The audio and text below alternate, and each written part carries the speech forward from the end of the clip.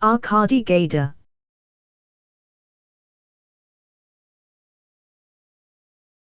Timur and his squad.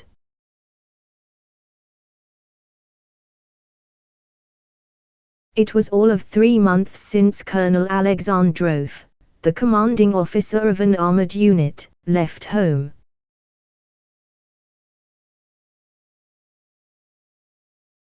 Presumably, he was with his unit.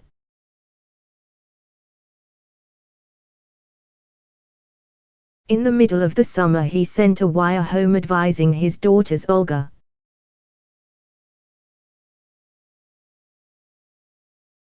and Jenny to rent a cottage in the country near Moscow and to spend the rest of their vacation there.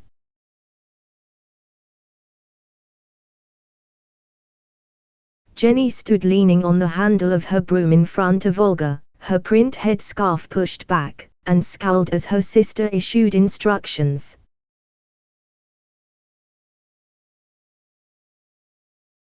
"I'll take the things down in a lorry and you clean up the flat."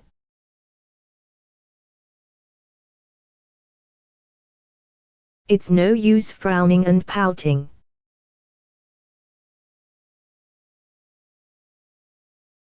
When you leave, lock the door.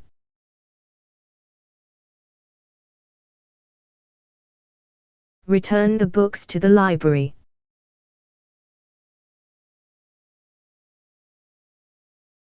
Don't go dropping in to say goodbye to all your girlfriends, but go straight to the station.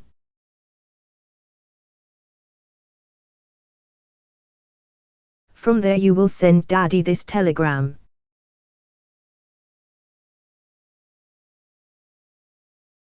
Then take the train and come straight to the villa.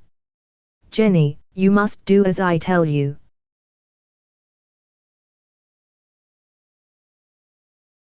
After all, I'm your sister.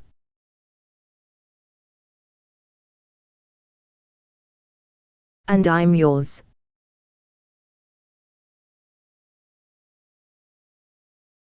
Quite right, but I'm older than you and besides, it's what Dad told us to do.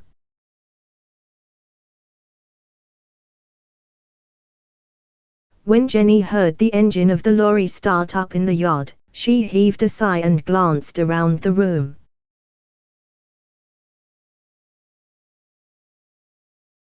Complete disorder met her eyes.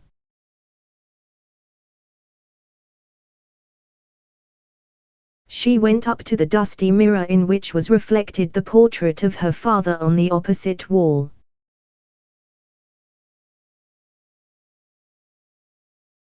All right, then.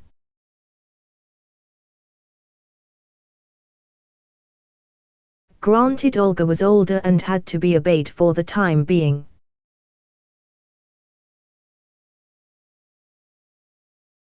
But it was she, Jenny, who had her father's nose and mouth and eyebrows.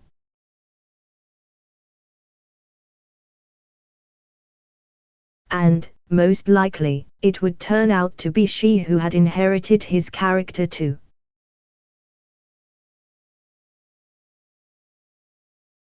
She tightened the knot of her kerchief, kicked off her sandals and picked up a duster.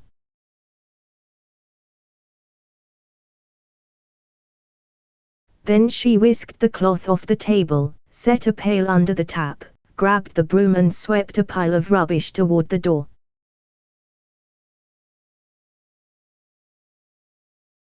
Soon the oil stove was spluttering and the primus buzzing.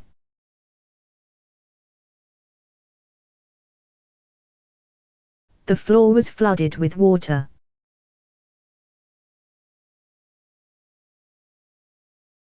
Soap suds frothed in the zinc wash tub.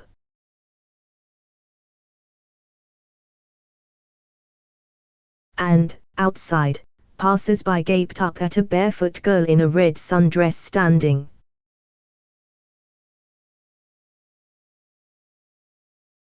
fearlessly on a third-floor windowsill cleaning a wide-open window.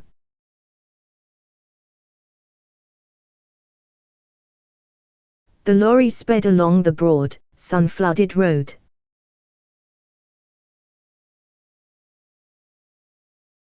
Olga sat in the back in a wicker chair, resting her feet on a suitcase and leaning against a soft bundle.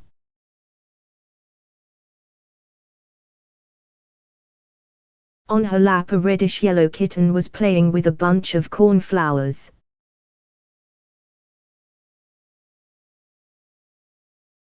At the 30th mile post they were overtaken by a motorized column.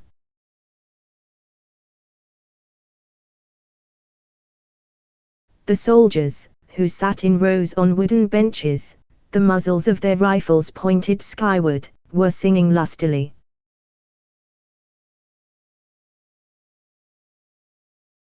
At the sound of the singing the doors and windows of J cottages were thrown wide open.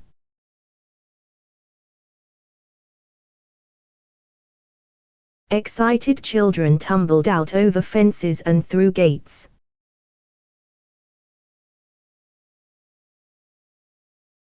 They waved and cheered, throwing the men half-ripe apples.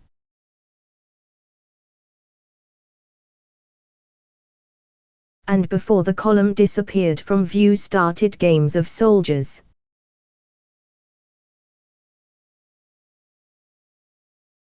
Cutting their way through thick tangles of weeds and nettles in dashing cavalry charges.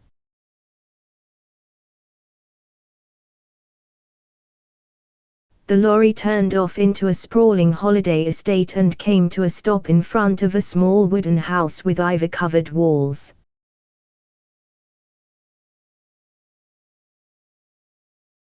The driver and his assistant let down the sideboards and began to unload. Olga opened the door of the glassed-in porch.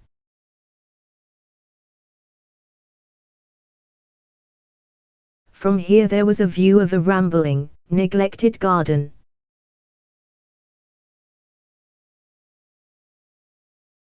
At the farther end of the garden stood a ramshackle two-story shed flying a small red flag.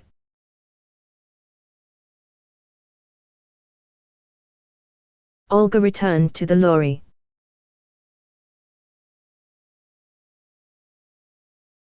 Here, a spry old lady, the milkwoman from next door, popped up at her elbow.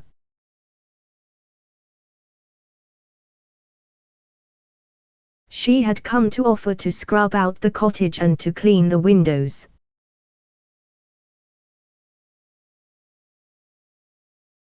While the neighbor was making ready her mops and pails, Olga picked up the kitten and strolled out into the garden.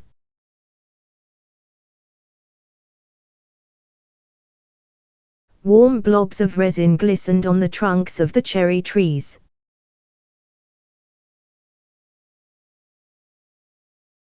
A pungent aroma of currants, moon daisies and wormwood filled the air.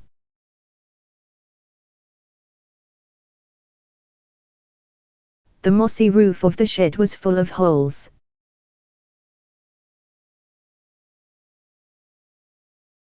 And through these holes taut strings ran out.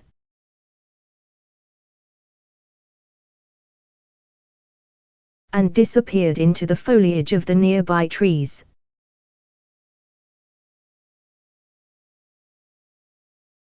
Olga pushed through a clump of hazels, and paused to brush a cobweb from her face.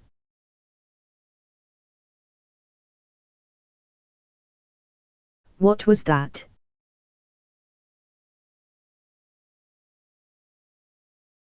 The red flag was gone from the pole on the roof of the shed.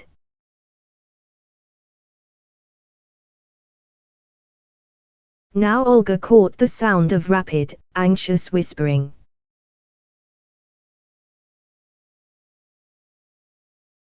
Suddenly, the heavy ladder propped up against the window of the loft toppled over.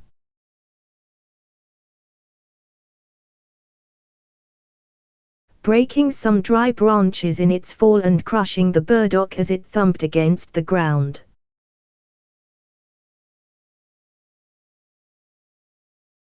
The taut strings leading out through the roof began to quiver.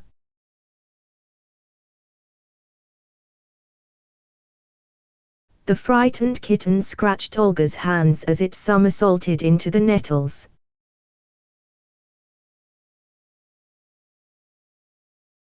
Bewildered, Olga stopped, glanced around and listened intently.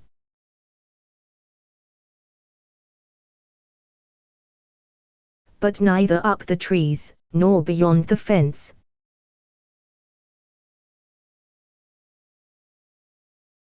nor behind the dark window of the loft was there anything to be seen or to be heard.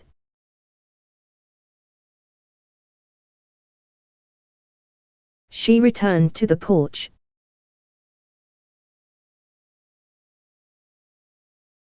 "It's them children up to their tricks again," the milkwoman informed Olga.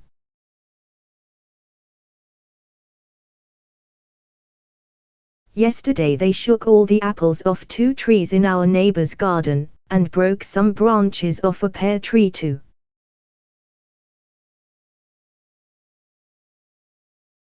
Awful brats they are, regular hoodlums.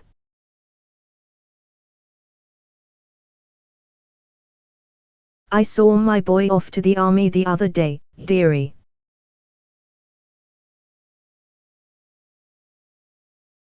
He didn't so much as touch a drop before he went.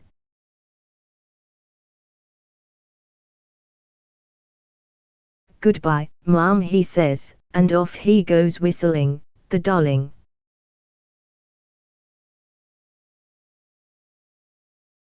Towards evening I began to feel sorry for myself, like one does, and so I had a good cry.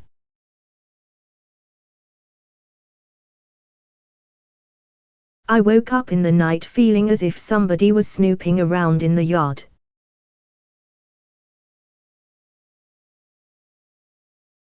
Well, I says to myself, here I am all alone in the world now, with not a soul to stand up for me.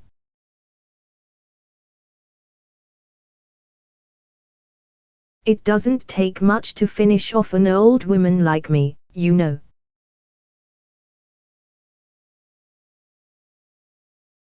A knock on the head with a brick and that's the end of me.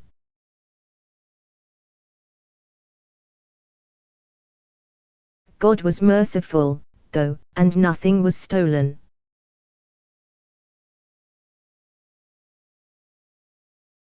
They snooped and scratched around a bit and then they made off.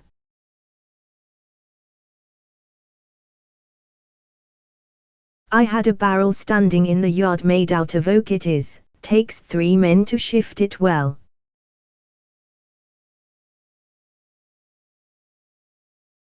This barrel had been shoved off all of 20 yards towards the gate.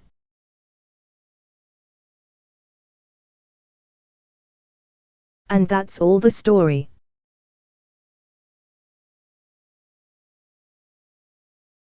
Who it was and what they wanted I have no idea.